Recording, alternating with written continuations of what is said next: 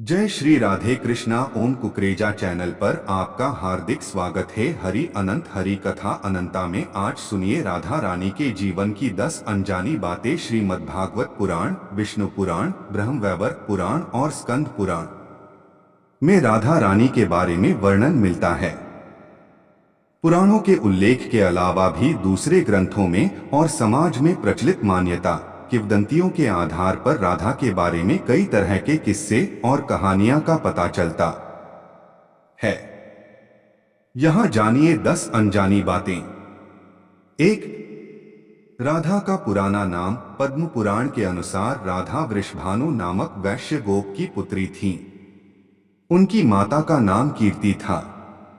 राधा का पहला नाम वृषभानु कुमारी था। बरसाना राधा के पिता वृषभानु का निवास स्थान था। बरसाने के अलावा राधा का अधिकतर समय वृंदावन में ही बिता। 2. राधा कृष्ण का पहला मिलन। राधा ने जब कृष्ण को देखा तो वह बेसुध हो गई थी। कहते हैं पहली बार उन्होंने श्री कृष्ण को तब देखा था जब उनकी मां यशोदा ने उन्हें ओखले से बांध दिया था। कुछ लोग कहते हैं कि वह पहली बार गोकुल अपने पिता वृषभानु जी के साथ आई थी, तब श्री कृष्ण को पहली बार देखा था। कुछ विद्वानों के अनुसार संकेत तीर्थ पर पहली बार दोनों की मुलाकात हुई थी। 3. पूर्वजन्म से तय था मिलना। ब्रह्मवैवर्त पुराण प्रकृति खंड अध्याय 48 के अनुसार और यदुवंशियों के कुलगुरु गर्ग ऋषि द्वारा लिखित गर्ग संहिता की एक कथा के अनुसार एक बार नंद बाबा श्री कृष्ण को लेकर बाजार घूमने निकले थे। उसी दौरान राधा और उनके पिता भी वहां पहुंचे थे। दोनों का वहां पहली बार मिलन हुआ। उस दौरान दोनों की ही उम्र बहुत छोटी थी। उस स्थान को सांकेतिक तीर्थ स्थान कहते हैं। संकेत का शब्दार्थ है पूर्वनिर्दिष्ट मिलने का स्थान।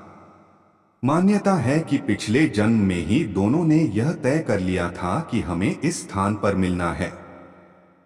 यहां हर साल राधा के जन्मदिन यानी राधाष्टमी से लेकर अनंत चतुर्दशी के दिन तक मेला लगता है।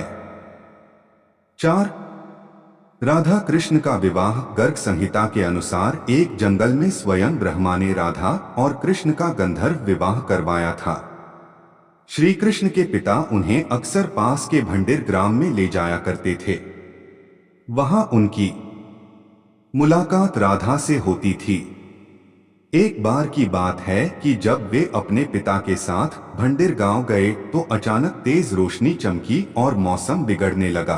कुछ ही समय में आसपास सिर्फ और सिर्फ अंधेरा छा गया। इस अंधेरे में एक पारलौकिक शख्सियत का अनुभव हुआ। वह राधा रानी के अलावा और कोई नहीं थी।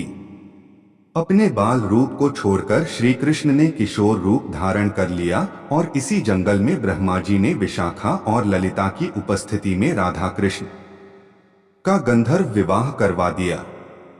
विवाह के बाद माहौल सामान्य हो गया तथा राधा, ब्रह्मा, विशाखा और ललिता अंतर्ध्यान हो गए। असल में इस वास्तविक घटना को अलंकृत कर दिया गया है। राधा सचमुच ही कृष्ण से बड़ी थी और सामाजिक दबावों के चलते यह संभव नहीं था कि उम्र में कहीं बड़ी लड़की से विवाह किया जाए। लेकिन यदि दोनों के बीच प्रेम रहा होगा तो निश्चित ही गुपचुप रूप से गंधर्व विवाह किया गया हो और इस बात को छुपाए रखा हो। 5. अंतिम महारास। राधा के परिवार को जब पता चला कि यह श्री कृष्ण की मुरली सुनकर उनके प्रेम में नाचती हुई उनके पास पहुंच जाती है तो उन्होंने राधा को घर में ही कैद कर दिया था। तब श्री कृष्ण ने अपने साथियों सहित एक दिन उन्हें रात में कैद से मुक्त कराकर उद्धव और बलराम सहित अन्य सखियां के साथ रात भर नृत्य किया था। यह रात पूर्णिमा की रात थी जब महारास हुआ था। बाद में राधा की मां राधा के कक्ष में गई तो राधा उन्हें वहां सोते हुए मिली। कहते हैं कि उस वक्त श्री कृष्ण को दो ही चीजें सबसे ज्यादा प्रिय थीं, बांसुरी और राधा। कृष्ण की बांसुरी की धुन सुनकर राधा के जैसे प्राण ही निकल जाते थे। कई जन्मों की स्मृतियों को कुरेदने का प्रयास होता था और वह श्री कृष्ण की तरफ खींची चली आती थी। 6 श्री कृष्ण ने की विवाह की जिद। श्री कृष्ण और राधा में बहुत ही गहरा प्रेम हो चला था। ऐसे में श्री कृष्ण ने अपनी मां यशोदा से कहा कि मैं राधा से विवाह करना चाहता हूं। यह सुनकर यशोदा मैया ने कहा कि राधा तुम्हारे लिए ठीक लड़की नहीं है। पहला तो यह कि वह तुमसे 5 साल बड़ी है और दूसरा यह कि उसकी मंगनी यशोदे के भाई रायण पहले से ही किसी और से हो चुकी है और वह कंस की सेना में है जो अभी युद्ध लड़ने गया है। जब आएगा तो राधा का उससे विवाह हो जाएगा। लेकिन जब श्री कृष्ण नंद और यशोदा दोनों से ही नहीं माने तो ऋषि गर्ग ने उन्हें बताया कि तुम्हारा जन्म किसी महान लक्ष्य के लिए हुआ है। तब श्री कृष्ण को डोट राधा को छोड़कर जाना पड़ा। 7 श्री कृष्ण ने दी राधा को अपनी मुरली। भगवान श्री कृष्ण के पास एक मुरली थी जिसे उन्होंने राधा को छोड़कर मथुरा जाने से पहले दे दी थी। राधा ने इस मुरली को बहुत ही संभाल कर रखा था और जब भी उन्हें श्री कृष्ण की याद आती तो वह यह मुरली बजा लेती थी। श्री कृष्ण उसकी याद में मोरपंख लगाते थे और वैजयंती माला पहनते थे। श्री कृष्ण को मोरपंख तब मिला था जब वे राधा के उपवन में उनके साथ नृत्य कर रहे मोर का पंख नीचे गिर गया था तो उन्होंने उसे उठाकर अपने सिर पर धारण कर लिया था और राधा ने नृत्य करने से पहले श्री कृष्ण को वैजयंती माला पहनाई थी। 8 वृंदावन है राधा का खास स्थान। कान्हा पहले गोकुल फिर नंदगांव और बाद में वृंदावन में रहने लगे थे। वृंदावन में ही राधा के परिवार के लोग भी रहने आ गए थे। बस वहीं पर जन्मा राधा और कृष्ण का प्रेम पनपा। विष्णु पुराण में वृंदावन में कृष्ण की लीलाओं का वर्णन मिलता है। मान्यता है कि यहीं पर श्री कृष्ण और राधा एक घाट पर युगल स्नान करते थे। यहीं पर श्री कृष्ण और गोपियां आंख मिचौनी का खेल खेलते थे।